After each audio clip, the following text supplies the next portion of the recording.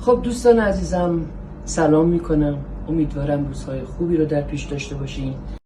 ببخشید استاد خلالی، میشه خودتون رو معرفی کنین؟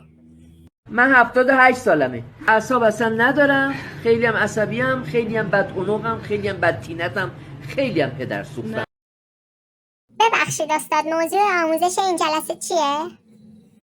اونجور که میدونین تاس کباب مال فصل زمستونه. با اومدن پاییز و آمدن به ما تصمیم گرفتیم که امروز برای شما یه تاس کباب خوشمزه درست بکنیم. اینی که من دارم میگم نگین این چقدر میشه، اون چند تا چقدر تعدادشه. خودتون تعداد نفرات منزلتون مشخص.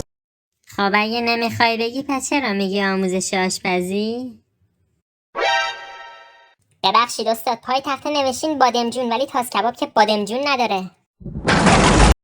من این که دارم تون به شما توضیح میدم به دلیل که واقعا وقت ندارم. ببخشید استاد، خب وقت نداری چرا میخوای آموزش بدی؟ این چیه؟ الان منفجر میشه.